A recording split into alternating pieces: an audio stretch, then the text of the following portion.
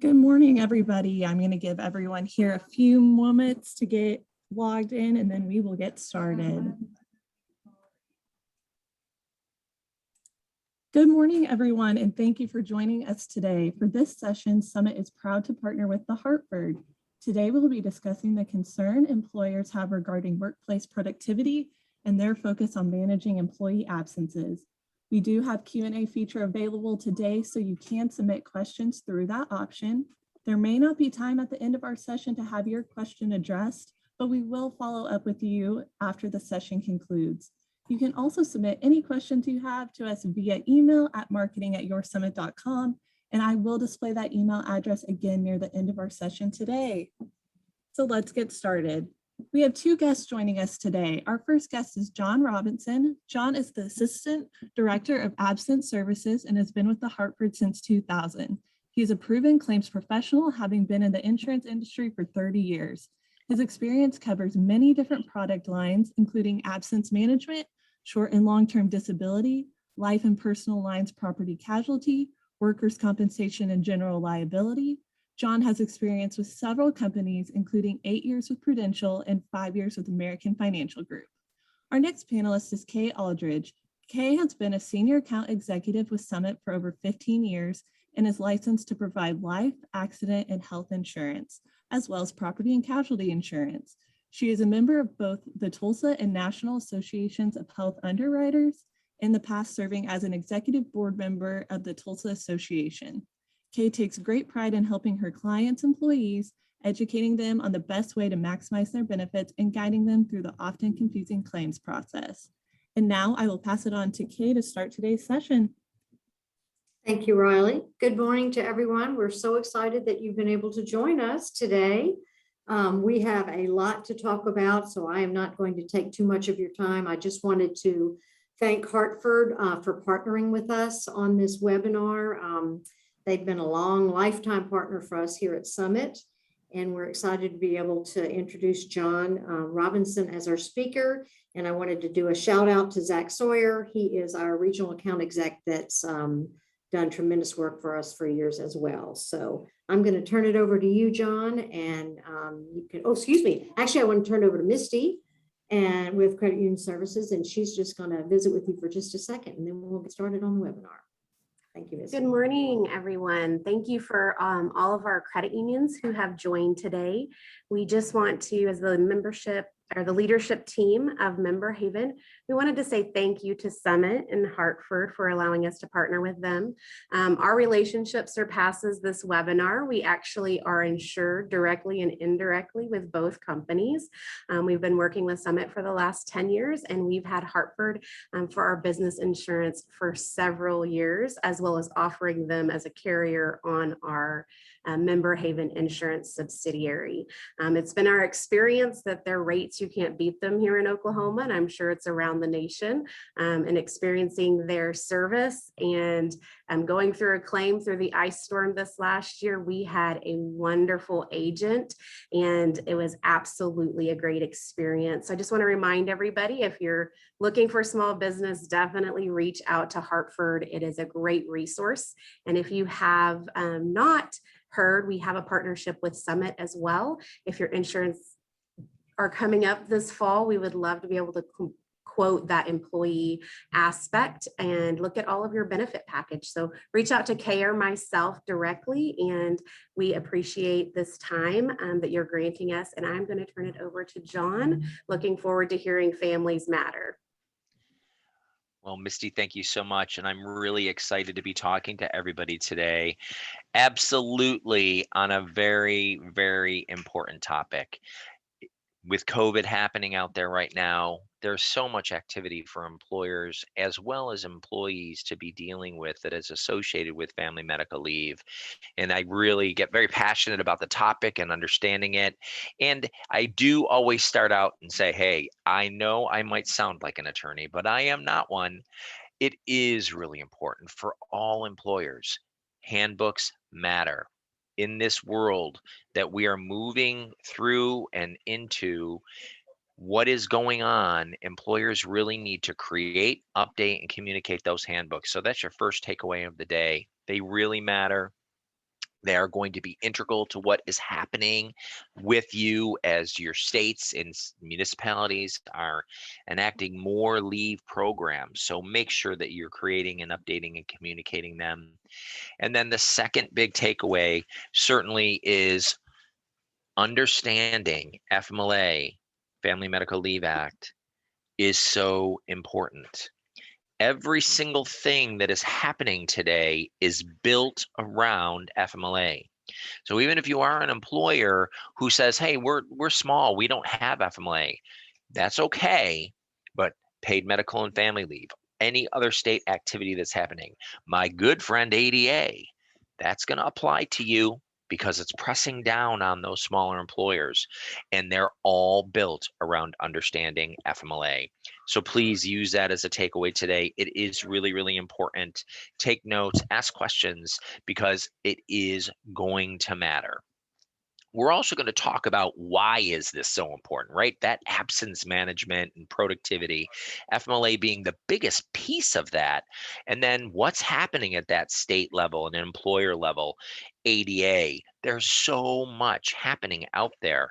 You know, your HR and benefit reps, if you are HR and benefit reps, you're out there and you're managing, maybe you're managing a short-term disability plan yourself, and you've got leave management, you've got a state program, you've got workers' compensation. So you're going to all different resources to get information and manage these plans. And that's where understanding what some additional solutions are out there for you to help you is really, really important. That cost $530 billion. Wages, impaired performance, medical, pharmacy, overtime, temporary workers. That lost productivity from avoidable absence and low performance is about 63% of the cost of benefits. That's why it matters for you to understand absence management. So, and I always say I break it down into two pieces. We've got the employees at work, and then we've got the employees who are not at work. I think for the employees at work, everybody's doing a decent job, right? They're out there, they're trying to create a healthy culture, they're putting together benefit plans. It's becoming so important now, right? When we know that baby boomers are retiring at about 10,000 a day. 2.5 million new moms, or 2.5 million moms left the workforce. And now we're hearing reports every day this week about how many people are changing jobs. So employers need to do everything that they can do to attract and retain talent. And certainly a healthy benefit program, health and wellness, EAP, employee engagement, work-life balance. These are all things I do feel employers are pretty good on. But where they fall down is, what are we doing about the people that are not at work? How are we ensuring these absences are warranted? What are we doing about return to work? And here's another great takeaway. So we talked about those employee handbooks. Get them, create, communicate, update, and return to work. It matters. When you're talking about leave management, when you're talking about all this state leave, including paid medical and family leave, which is coming to a state near you soon, right? As well as ADA. This is job protected time, and that employee is coming back to work. So what you are doing as an employer to make sure that you're making that happen as quickly and safely as possible is the best way to be compliant. And yet, a lot of employers make that the hardest part of the process. Don't do that. What are we doing to professionally manage these things? What are we doing to involve clinical resources? If you're an HR benefit rep and you're trying to manage somebody who's out on leave management, maybe they're asking for an ADA accommodation, how you're doing that without a nurse or a vocational rehab counselor, I don't know how that's happening. And understanding the laws. they change. So it's not just what happens today, right? There's continuous changes, and especially at the state level, right? New York State has changed their paid family leave every year for the past 4 years. New Jersey just instituted sweeping changes on what they're doing for their TDV program and their paid family leave program. The state of Washington, which has only been enacted for a year, they've already requested big changes. So these are things, monitoring that legal support and making sure that you're being compliant is so important. And that's where I say when employers are looking for solutions, really working on creating that single source of truth. STD, LTD, work comp, leave management, ADA.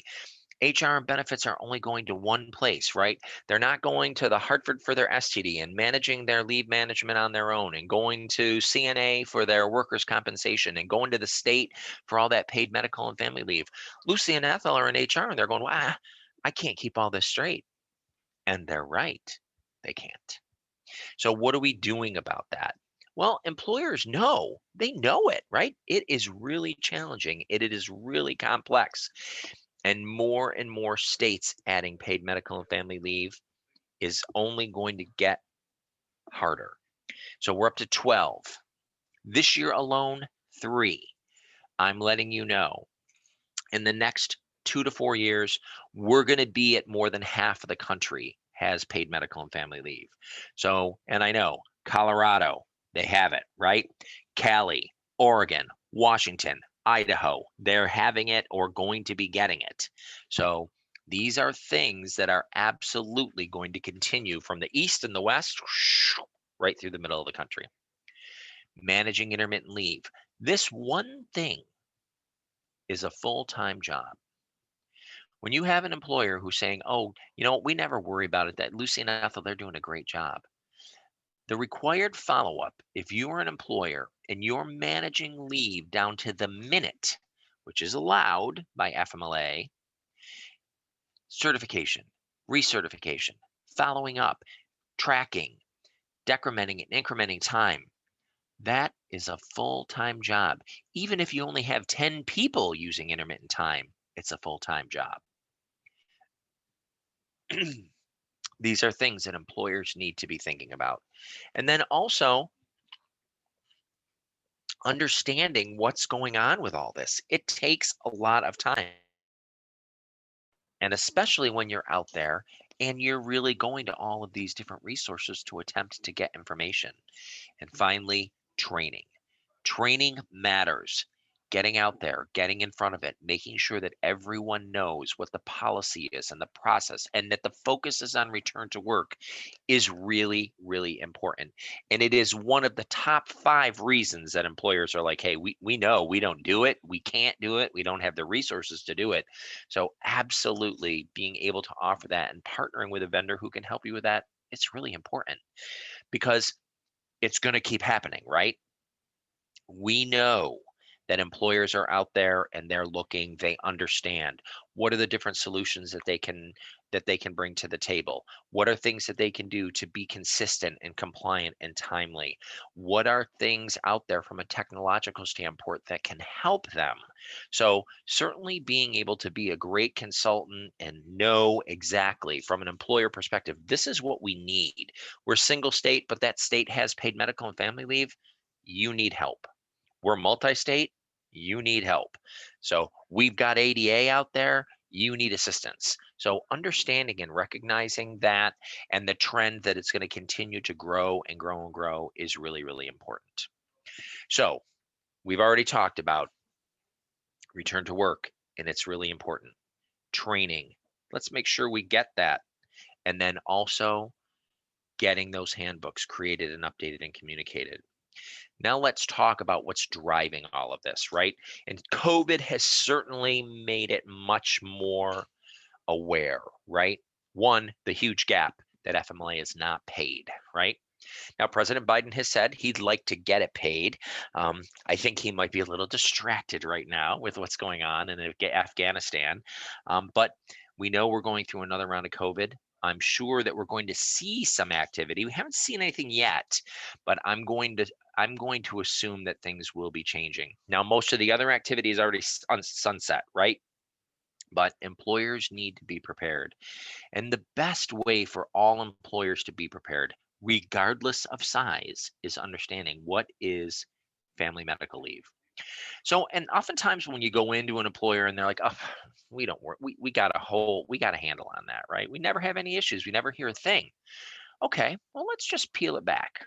It applies to businesses with 50 or more employees.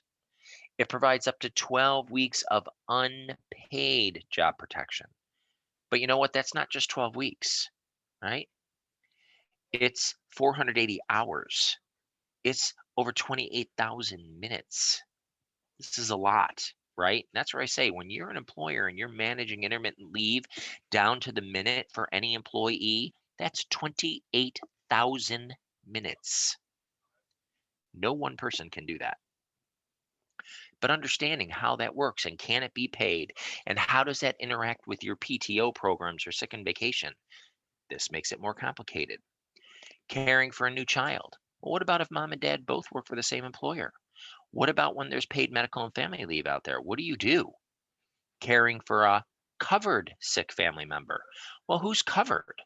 Well, FMLA recognizes spouse, child, parent.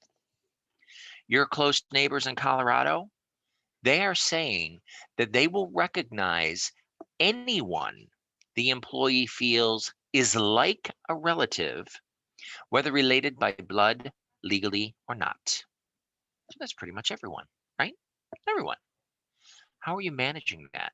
How are you doing it consistently and compliantly? How are you managing the tracking of that for Colorado paid medical and family leave versus what FMLA is going to allow? And then there's military, understanding it, understanding that there's a significant amount of additional coverage.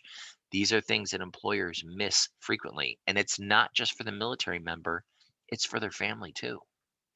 And then health insurance benefits. What do you do with that? How do you get the money back? Little known fact, 50% of first-time new moms do not come back to their original workplace. So when Kay and Megan and Misty all go on maternity leave, and everyone, Lucy and Ethel are like, oh, don't worry about it, ladies. We'll get that when you come back. And then Misty and Megan don't come back. Guess what? That just walked out the door and you're never getting it. Doing these things consistently and compliantly and timely matter. And the last most important piece, return to work. FMLA is job protection. Paid medical and family leave is job protection. ADA is job protection. Most of the state leave, even sick leave programs through municipalities is job protection. So employers, what you're doing about that matters.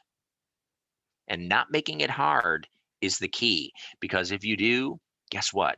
You're going to get sued. It's going to happen. So let's understand just at a basic level from FMLA, who is a covered employee, right? So we've just gone through that short list of, hey, these are the basic tenets of FMLA. Okay, well, guess what? It was a lot more than the words on the paper, right? So do Lucy and Ethel have a good understanding of that stuff? Right now, the CEO is sitting there, he's wondering, he's like, are we doing that? Do we know that? Well, then we start talking about who's a covered employee, right? So it applies to all public sector employees, regardless of size, and private employers with 50 or more employees. Okay, first step, that's what you need to look at, right? How do you become eligible? Well, you work for a covered employer. You've worked for that employer for a minimum of 12 months. But guess what? These months don't need to be consecutive. And there's a 7-year look back period. So I hear it all the time. Well, we have a lot of seasonal. We have a lot of part-time. You know what? Don't care. They're gonna be eligible. There's a 7-year look back period. Of course, it's going to happen. And they've worked 1,250 hours in the 12 months preceding the requested leave time. Who's measuring that? Who's tracking it so that the employee and the employer both are on the same page? And they work in a US location where 50 or more employees are employed within the 75-mile radius. So there's not that much, right? So pretty much a lot of people are becoming eligible. But what the employer is doing at tracking that is really, really important. Who's notifying the employee? Who's letting them know? That's an employer responsibility, right? Putting those notifications out, making sure that Misty knows, hey, you are now eligible for FMLA. That's important. Access to the employer's leave policy. Well, we know that's in the handbook, right? So, and nobody's been in the office in how long, right? And even when they're in the office, they're not looking at the hard copy handbook that dropped in the desk a long time ago. That desk got thrown away. So, and nobody's going on the internet site because no one in HR and benefits is driving them there, right? You need to make sure people are looking at this. And then FMLA and all of this state leave, very well defined. You need to do this in this many days. You need to do this in this many days. Here's the form that you need to use. Here's the follow-up period you need to use. And if you as an employer and you're doing this yourself and you are not doing it timely, guess what? They're approved. That's the answer. So understanding what you need to do and when you need to do it and how you need to do it is really, really important. And it can't just be done off the side of the desk. And we know Lucy and Ethel both take the last 2 weeks of December off every year together. And all of those FMLA requests sit on their desk. Is that timely? No. So are people getting more time? Yes. And it's not even the employee's fault, right? Nobody's asking. Nobody's telling them. Making sure, again, about those premiums, get out there in front of it. This is what's going to happen. We want it up front. And also making sure everyone understands that return to work program. This is what you're going to need to do. We've trained our managers. How can we help you? That's very, very important. And oftentimes, those last two things, they don't get done. And that impacts productivity, right? That's part of that $530 billion. From an employee perspective, it's pretty easy, right?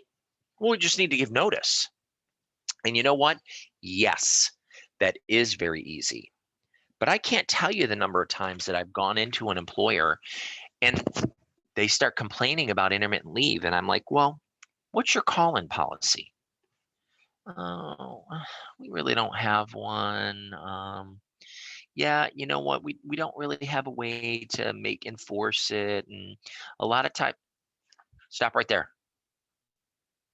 Is everybody taking advantage of you? You bet they are. And it's not even their fault. Employers only have a very few things that they can do to manage these programs, right? Making the employee responsible for their responsibilities is tantamount to the success of the program. If they need to call in, make them. If they don't do that, tell them they don't get covered. That's not hard, but employers don't do that. And then also make sure the employee's providing the information and do it timely, right? When you have these situations where employees are out there and they're getting information and they're not sending it in, but you're also not following up as an employer, then of course people are going to get approved that shouldn't. Compliant, consistent, timely, every time. And then intermittent leave. Here's another gap for the employer, right? Yes, they struggle with it. We've talked about it several times already, but it is allowed by the law. But the employer can do things to help mitigate that exposure. One, make them call in. And if they don't get time, right? Has to follow the process. And where is that process? In the handbook, right?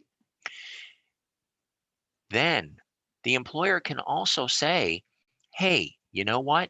This is going to impact my business. We're so busy in December, we are not allowing any intermittent time, no PTO, no sick vacation time in December. You know what? Exceptions can be made, but you've communicated it and told everybody and can prove it. Good way to manage. Hey, you know what, Kay? You're a front-facing employee. I see that you're going to be using intermittent time over the next 6 weeks, 3 days a week. How about if we move you to a different position while you're doing that? And then once you're back full-time, full duty, we'll move you back to your old position. Totally allowable. Employers don't know that. Hey, you know what, Megan? We see that your request is that you need to go to PT every day, at 4 o'clock, so 3 days a week. So you're requesting to leave and use intermittent time. Well, listen, how about we do this? How about if we move you from 9 to 5 to 7 to 3, and then you don't need to use any intermittent time. Again, totally allowable, but employers frequently don't know those rules around managing intermittent time, and they miss that opportunity to manage it. And again, that's costing dollars and days. And that really is what any employer should be thinking about, is consistent, compliant, timely, saving dollars and days. That's where it all matters. The reporting and tracking is really, really complicated. I'm sure all of you are dealing with it, right? And let me tell you, if you're using an Excel spreadsheet and putting yellow sticky notes on it, and don't laugh, I hear it all the time. Is that employee getting more time than they're eligible for? Absolutely. And I just heard this the other day from a large hospital, over 3,000 employees. Well, yeah, Sherry does a great job. She's got an Excel spreadsheet. She puts all the time down, and then she does a true up at the end of the month.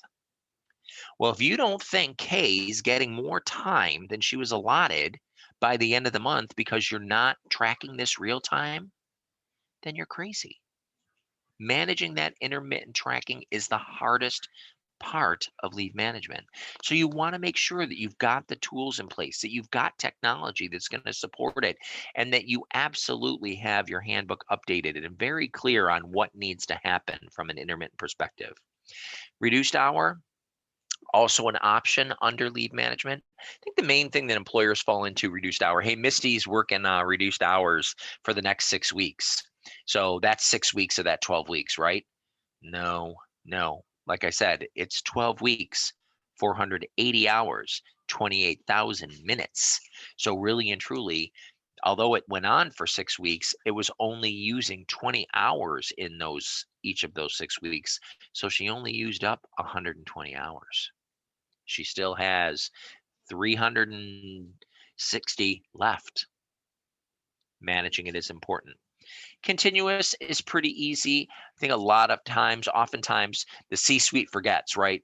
Continuous is probably 50% of what they see from a tracking perspective. So making sure that you have the tools available to assist is really, really important. And then understanding the other side. So you've got what we're doing for tracking and reporting, but we also have what calendar method are we looking at? Because that 12 weeks that the employee is allowed to take is in one of 4 calendar periods, right? Maybe you as an employer are using the calendar year. So January 1 to December 31st, right? Maybe you're using a fiscal period, any other period, June 1st to May 31st. Okay, that's fine. Now, the only thing that happens in that situation is our good old friend Misty, she's out from October 1st to 12/31. And then January 1st rolls around and you're using calendar year. What happens? Well, Misty gets 12 more weeks right away. Understanding that is important, right? Or if you're using a fiscal year, that means every June 1st, everybody gets 12 more weeks, regardless of how much time they've already used. So managing and using a calendar method that supports what you want to do as an employer is important. We say in my old claim world, we would say the rolling back method was the best way to avoid stacking, right? In that situation, hey, Misty was out from 10/1 to 12/31. She came back to work on 1/1, but then she's trying to go out again on 3/1. Well, what are you going to do? Well, Lucy's going to pull up the calendar and she's going to say, okay, from 3/1 of last year to 2/28 of this year, Oh, wait, you've already used up all 12 weeks. You have no time left. That's rolling back, right? You're looking at what already happened.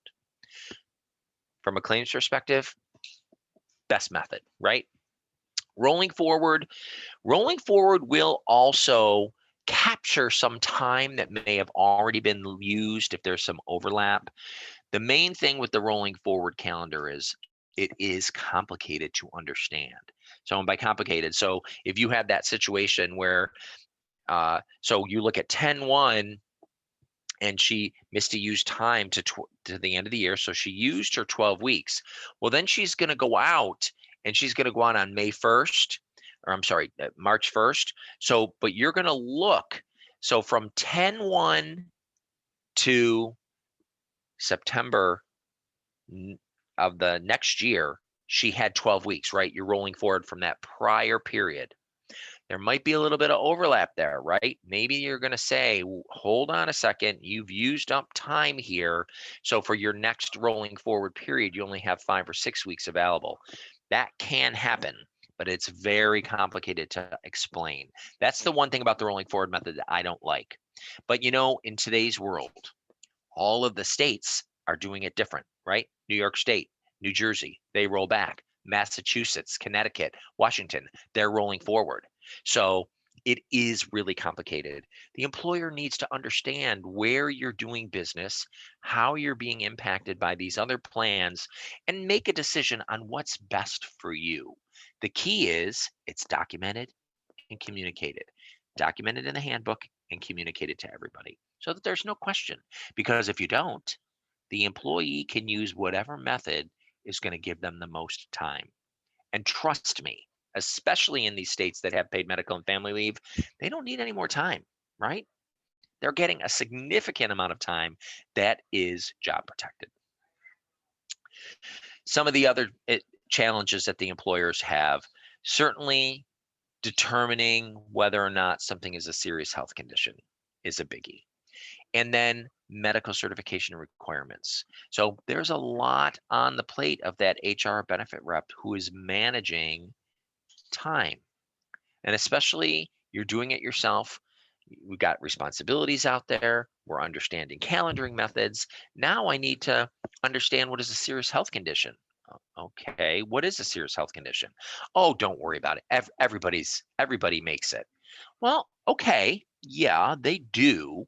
You know, if you become eligible, normally it's your ability to have access to the leave is unqualified, but the employee should still have to prove treatment 2 or more times, treatment by a healthcare provider on at least one occasion, first visit occurring within 7 days of the absence, second visit occurring 30 days within the first absence. Are Lucy and Ethel doing that? Probably not, right? It's a lot. It's a lot to follow up on. And then the timeliness. And as I said, this is so important. When we go in and we talk, any employer's like, oh, it takes forever. Well, do we think that these laws were enacted to protect the employer in any way? Absolutely not. They're enacted to protect the employee. So does it take a long time? Absolutely. And especially if the employer is managing it themselves and not doing anything to motivate proactively the employee to get that information. So let's just look at a couple examples. We've got the employee. They go out, excuse me, they go out and they have 15 days to support the information. So 15 calendar days. Well, they get the information back on the 15th day, and then it sits on HR and benefits desk for 10 days because they were out at the same time and nobody else followed up. So then they get it and they return it to the employee and they say, hey, you've got 7 days to return this. You need to get it updated and you have 7 calendar days to return this to us. Okay, but let's do just a simple math. 15 plus 7, that's 22. And that 10 days that it sat on Lucy and Ethel's desk, now you're at 32. Does it take a long time? Absolutely. And in this new world that we're in, where employers are anxious to attract and retain talent, and they understand there's a lot of ins and outs on this, they're saying, okay, we're going to give the employee 15 business days. And on the other side of that, they're going to say, we're going to give the employee 7 business days to get the missing information. Well, what does that mean? Well, 15 business days is 21 calendar days. And 7 business days is 10 calendar days. So again, simple math, 21 plus 10 is 31 days. And then you've got that 2-week vacation that Lucy and Ethel took. So now you're at 41. Does it take a long time? It absolutely does. And the employer not getting up, not following up, not doing things timely, absolutely is going to impact your ability as an employer to effectively manage your plan. And then there's the guidelines. So I'm going to throw this out there to all of you HR and benefit reps. I'm going to say, are you sending out that job description with the certification of healthcare provider? That job description that's supposed to tell the doctor what the employee has to do at work, what their essential duties are? I'm going to let you know, I already know the answer. Most employers are not doing that. Well, what does that mean? Well, that means Megan tells her doctor that she lifts 50 pounds, even though she's a receptionist. And the doctor writes down, well, she's disabled because she can't lift 50 pounds. And guess what? You can't do anything about that. You can't call the doctor back and say, hey, did you know? The only thing that you can do is confirm he signed the form, he or she, and understand the handwriting. And a big no-no is having the employee supervisor call the doctor. And another thing I hear from a lot of employers is, oh, well, we let the front end leaders handle that. Don't do that. It's illegal. That's interference, and you're going to get sued. So doing these things the right way matters. Understanding what you can do when you're asking for information from a doctor is really, really important. You want to take every opportunity you can to get as much information to help you manage these programs. One thing a lot of employers say too is, hey, we're just going to do a second opinion.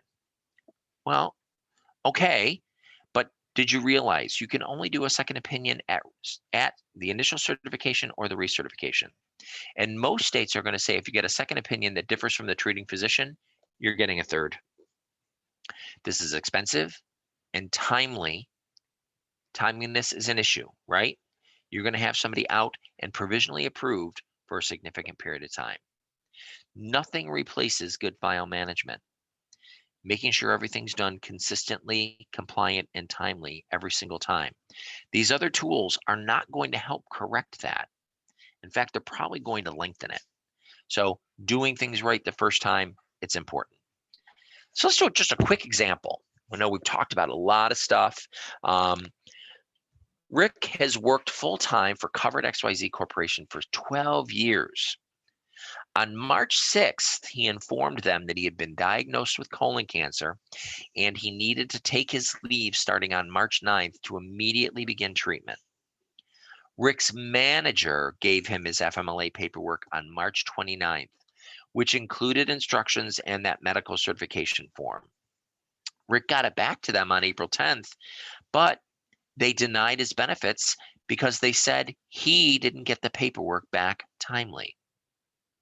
So what do we think here?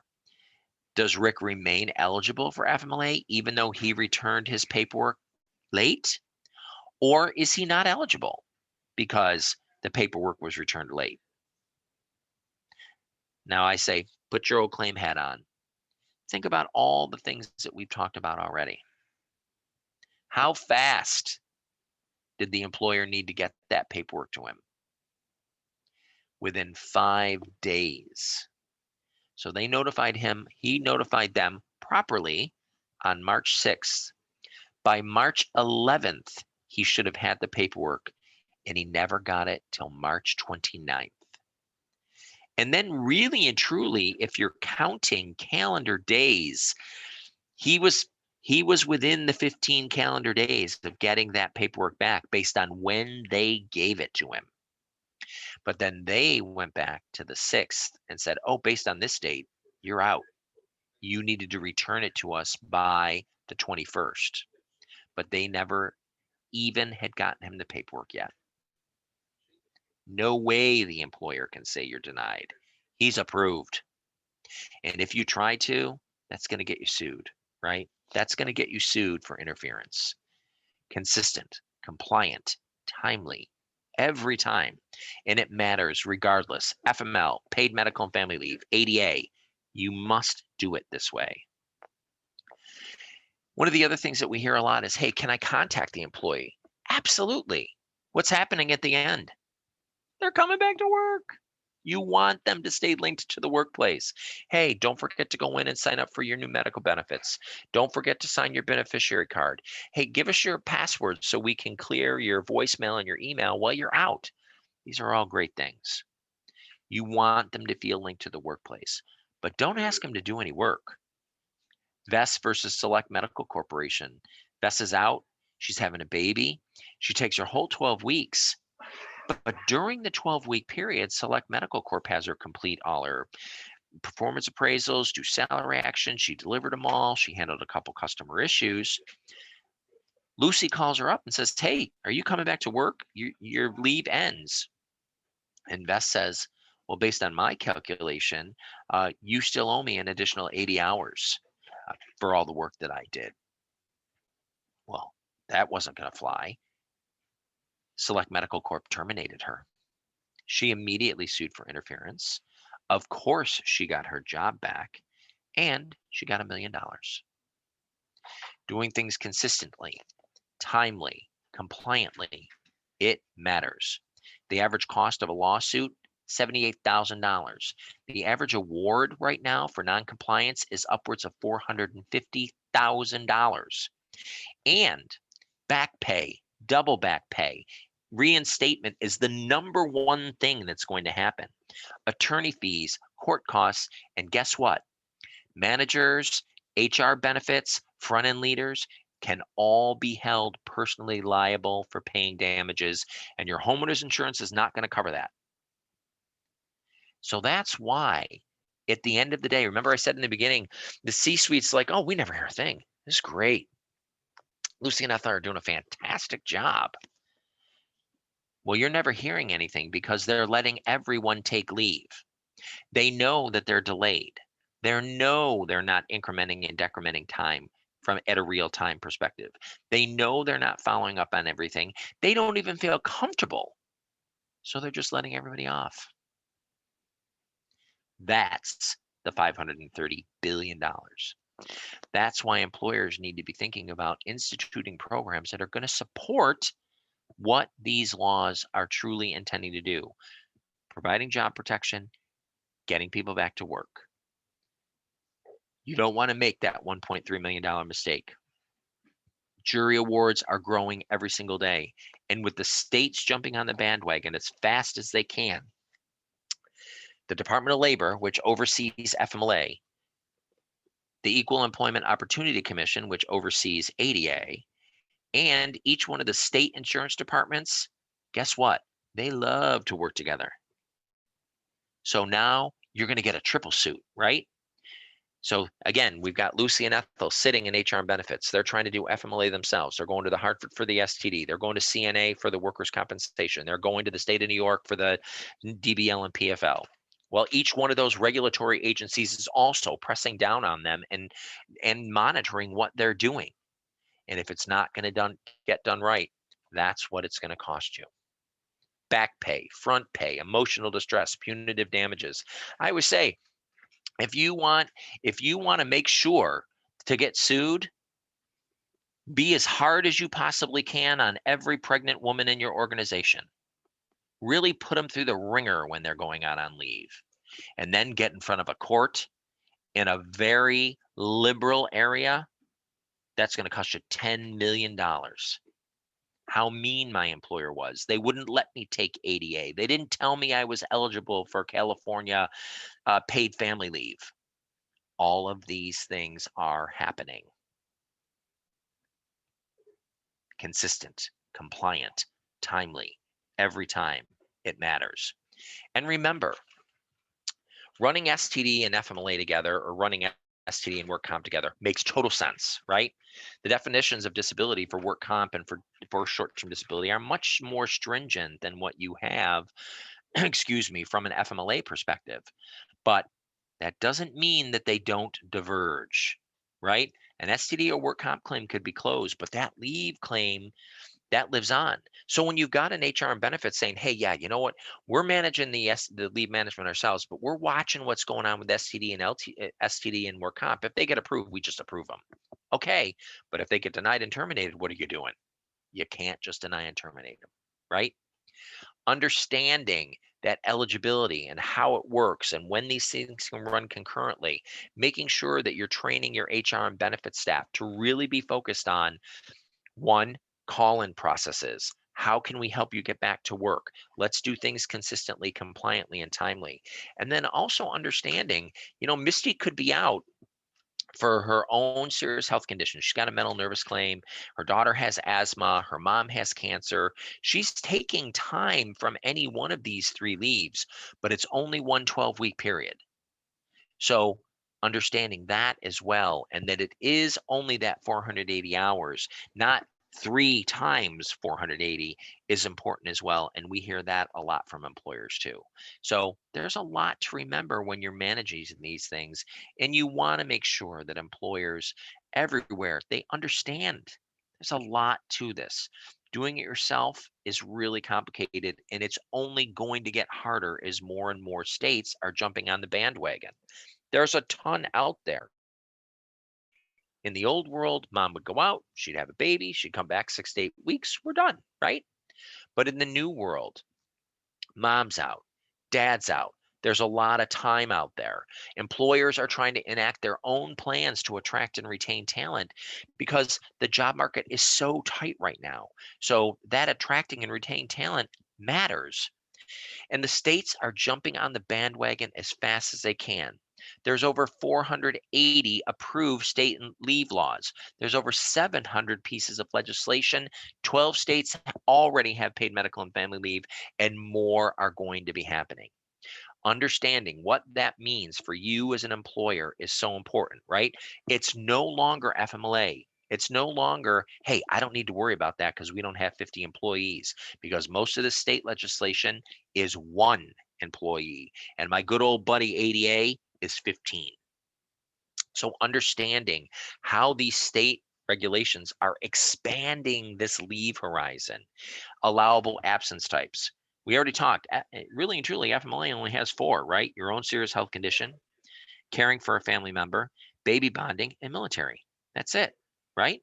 Well, now states are saying we're going to cover victims of domestic violence, victims of sexual violence, court witness, civil air patrol. Leave duration. FMLA has been 12 weeks for years, right? New York State now, 26 weeks. State of Mass, 26 weeks.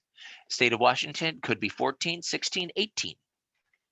State of California, over 52, right?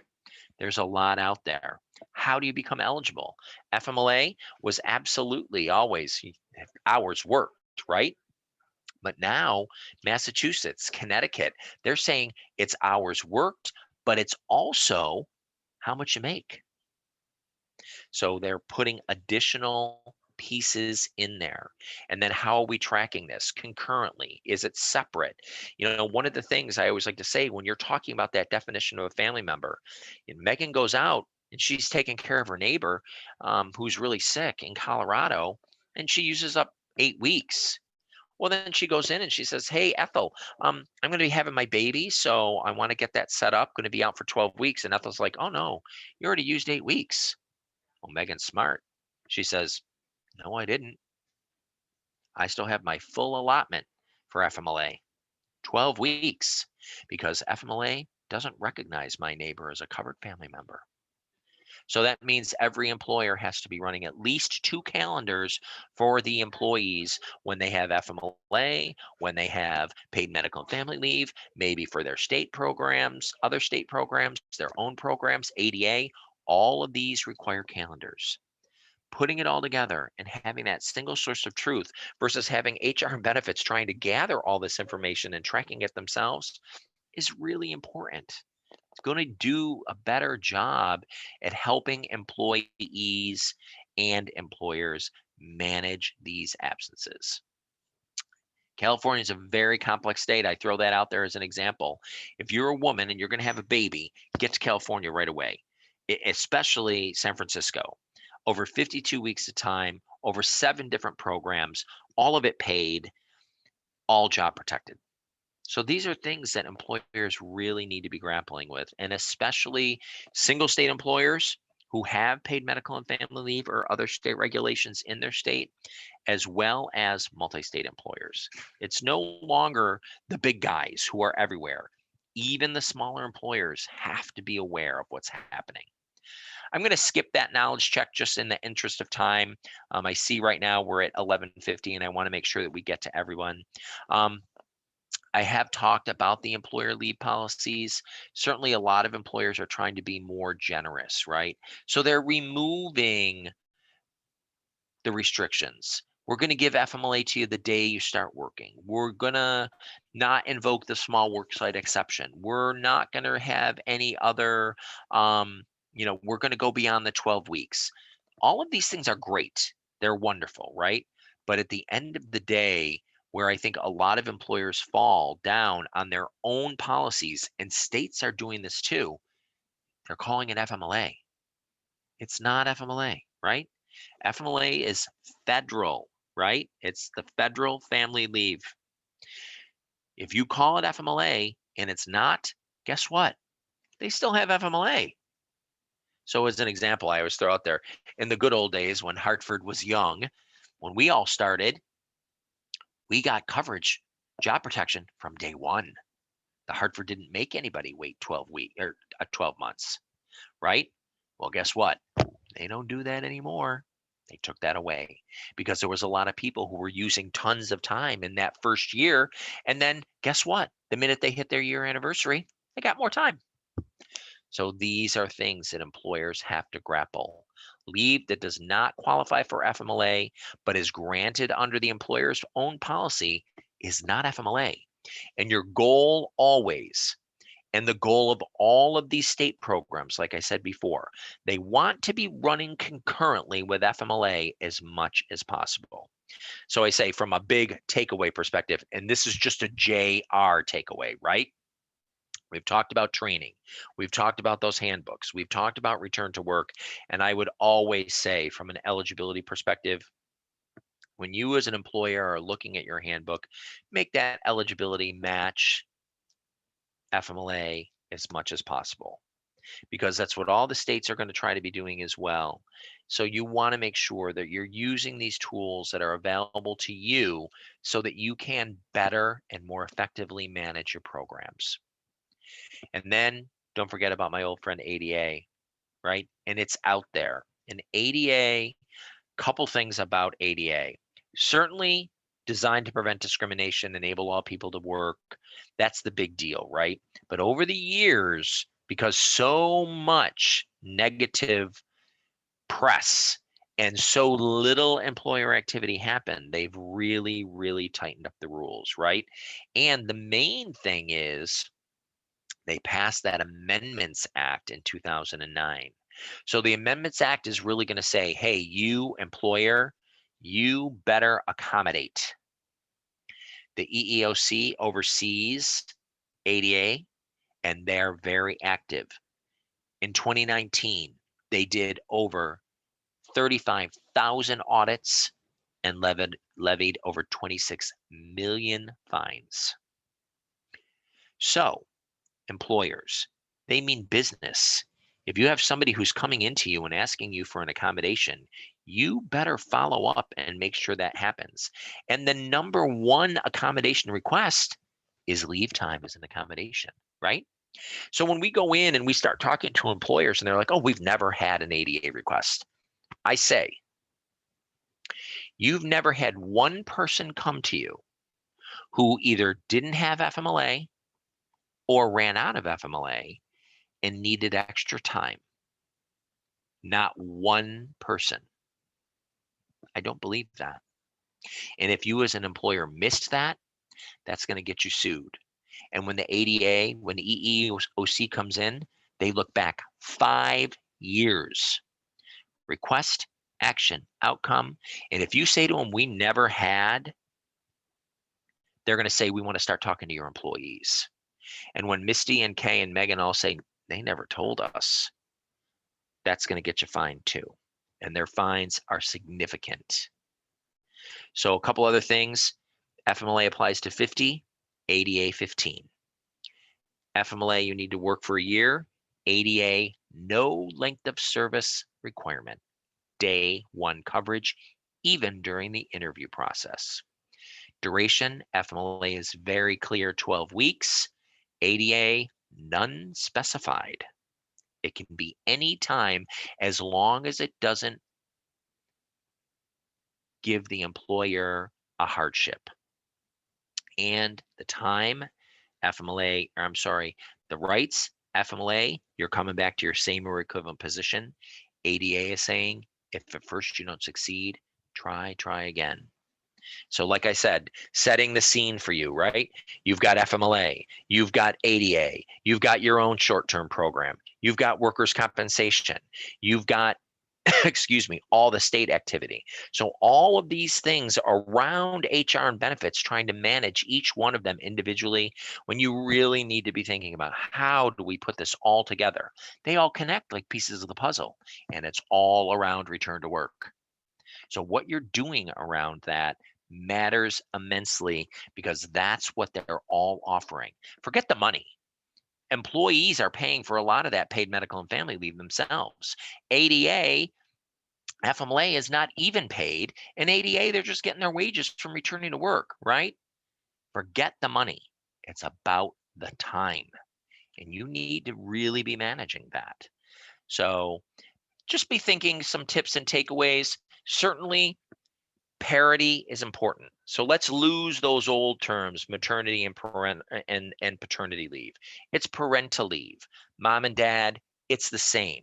So when you as an employer are thinking of creating your own programs, equal access and equal benefit, right? Gone are the days when you can say, oh yeah, we'll give mom 6 weeks, but we're going to give dad 2. Well, a large cosmetics company tried that a couple years ago. They got sued. The very first father sued them and won a $1.5 million suit against them. Equal access, equal benefit. Certainly, episodic tardiness doesn't put the employer on leave notice. Employers may be able to stop the clock on lengthy leaves. The way that you're doing that is making sure you're perfecting your HR policies, right? It's in the handbook. It says this, we can't do this, and we're tracking it real time every day. And then making sure you understand not every medical condition triggers FMLA or ADA.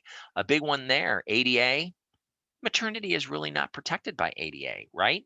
A normal maternity claim, the employee should be able to perform all the essential duties of her occupation.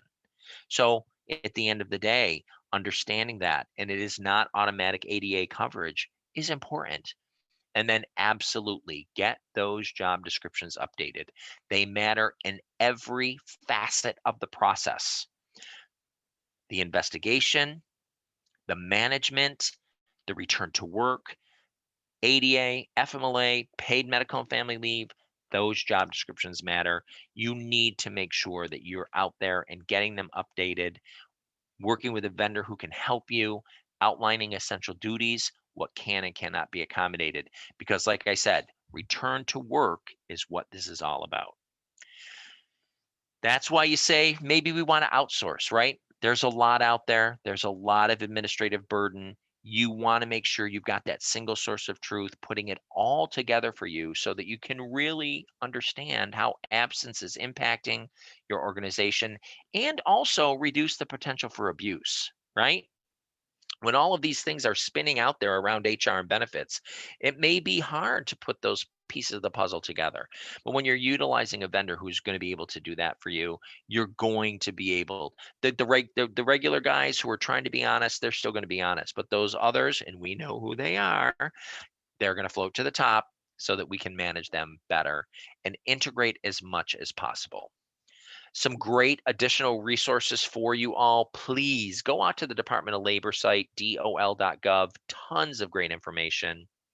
The EEOC also has a great website. I love both of these sites. One thing, they post those awards all the time, right? So you can really see where who's getting dinged and why. So good information. AskJan.org. That is the Job Accommodations Network. It's available to all employers. It's totally free. It can help with job accommodation requests. It can help build job banks, return to work programs. And I can't reiterate enough, it's totally free. Just pick up the phone and call them or send them an email. One of the things that we are also hearing from employers a lot is that churn has really impacted benefits. People are leaving so fast, we don't even have anybody to train them. So the Hartford is a big partner with the Disability Management Employer Coalition. They have a wonderful training program. Great opportunity for any Hartford customer with any line with the Hartford. If you would like to get some training for your HR and benefits staff, please reach out to us. We'd be more than happy to get that set up for you. Certificate program covering FMLA and ADA.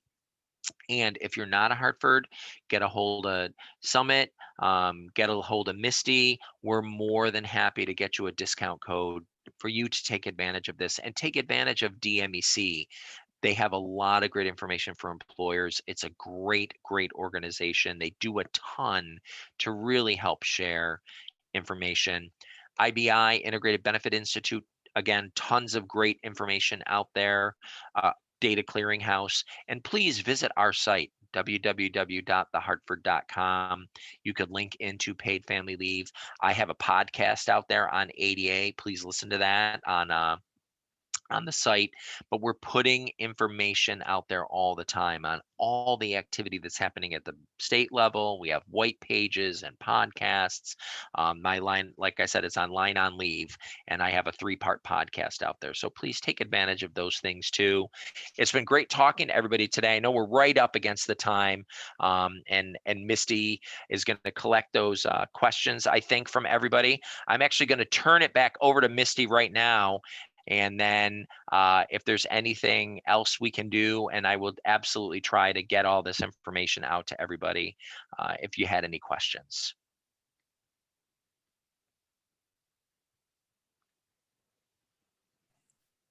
And Misty, are you there? This is going to go back to Riley, I believe. She will Okay, Riley, I'm sorry. Yes. I'd like to thank John Robinson and Kay Aldridge for their time and sharing this valuable information with us today. And we would like to thank all of you for joining today's session. If you submitted a question through our Q&A feature and we're unable to provide an answer today, please know we will reach out to you after this session concludes. You may also submit your questions via email at marketing@yoursummit.com. Don't forget to connect with us on social media. We host webinars regularly on topics of benefits, investments, and HR consulting, and we want to be a resource for you.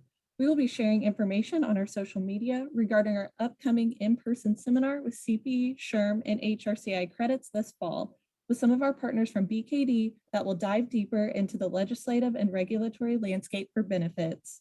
For now, thank you for joining us. Have a great rest of your day, and we'll see you next time. Bye, everybody.